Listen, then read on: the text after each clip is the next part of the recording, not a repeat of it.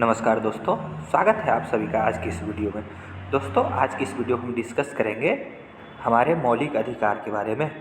तो दोस्तों, आप लोगों को पता होगा कि संविधान में हम लोगों को कुछ मौलिक अधिकार दिया गया है। कुल मिलाकर के 6 मौलिक अधिकार दिया गया है। शुरुआत में 7 मौलिक अधिकार दिया गया था, लेकिन बाद में एक मौलिक अधिकार को मौलिक अधिकार की सूची से हटा करके उसको कानूनी अधिकार बना दिया गया है। तो चलिए हम लोग देखते हैं कि कौन कौन सा मौलिक अधिकार हम लोगों को दिया गया है। दोस्तों, इस टॉपिक से किसी भी एग्जाम में एक क्वेश्चन जरूर पूछ लिया जाता है। तो अगर आप लोग पूरे वीडियो को ध्यान से देखेंगे तो आपको किसी भी एग्जाम में आने वाले 1 नंबर पक्का हो जाएगा। तो चलिए शुरू करते हैं आज का वीडियो।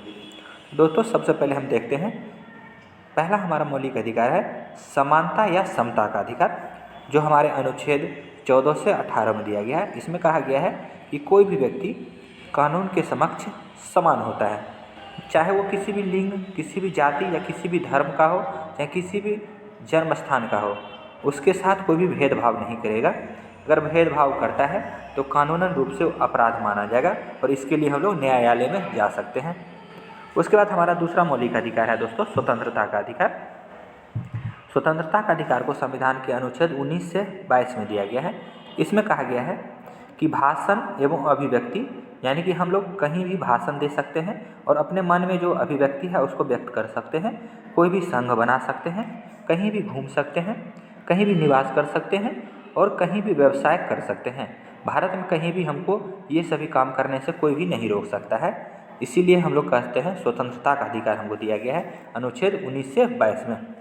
चलिए दोस्तों, आगे बढ़ते हैं। अगला है हमारा शोषण के विरुद्ध अधिकार, जिसको संविधान के अनुच्छेद 23 और 24 में दिया गया है।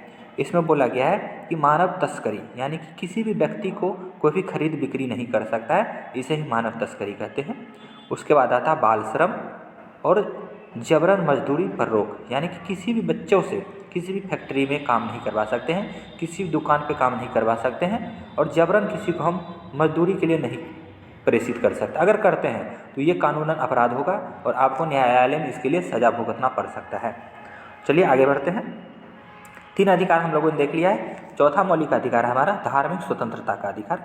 इसमें क्या कहा गया है कि अनुच्छेद 25 से 28 में किसी भी धर्म को मानने के लिए, पालन करने के लिए और उसका प्रचार करने की हमें स्वतंत्रता दी गई है।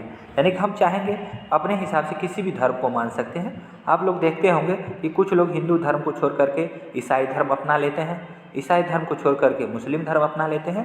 यानी कि भारत में किसी भी धर्म को मान्यता नहीं है, सभी को समान वैल्यू दिया गया है। कोई भी व्यक्ति किसी भी धर्म को मान सकते हैं, उसका प्रचार कर सकते हैं और उसके लिए हम लोग धर्म के लिए धन इकट्ठा कर सकते हैं। उसके बाद हमारा अगला अधिकार है संस्कृति एवं शिक्षा का अधिकार। संविधान के अनुच्छेद 29 और 30 में दिया गया है संस्कृति एवं शिक्षा संबंधी अधिकार। इसमें बोला गया है कोई भी अल्पसंख्यक अपनी भाषा, अपनी लिपि और संस्कृति की रक्षा तथा इसके लिए शिक्षण संस्थान खोलने का अधिकार दिया गया है। कोई भी व्यक्ति जो अल्पसंख्यक में आता है, जैसे कि मुस्लिम धर्म, सिख धर्म, ईसाई धर्म, ये सब भारत में अल्पसंख्यक में आता है और ये अपने धर्म को प्रचार प्रसार करने के लिए अपने धर्म के संबंधित शिक्षा देंगे और उसका प्रचार प्रसार कर सकता है। आप लोग देखते होंगे कि सिख धर्म में 5 ककार दिया गया है, उसमें कंघा, केस, कृपान ये सब रखने का उसको अधिकार है। बाद बाकी अगर कोई भी लोग अगर कृपान रखते हैं, तलवार रखते हैं तो उसको कानूनन रूप से अपराध माना जाएगा। लेकिन ईसाई धर्म में लोग, सिख धर्म में लोग कृपान रखता है, उसको कोई नहीं रोक सकता, क्योंकि उसको संविधान के तहत ये अधिकार दिया गया अपने धर्म की रक्षा करने के लिए। ठीक है दोस्तों, तो ये हो गया हमारा संस्कृति एवं शिक्षा संबंधी अधिकार। उसके बाद हमारा लास्ट मौलिक अधिकार है संवैधानिक उपचारों का अधिकार। तो दोस्तों, आप लोगों को बता दें कि संवैधानिक उपचारों का अधिकार को ही मौलिक अधिकार यानी कि संविधान की आत्मा कहा गया है। तो देखते हैं संवैधानिक उपचारों का अधिकार में क्या है। अनुच्छेद 32 में हमारा है संवैधानिक उपचारों का अधिकार। इसमें बोला गया है कि मौलिक अधिकारों के उल्लंघन पर सुप्रीम कोर्ट या हाई कोर्ट जाने का अधिकार।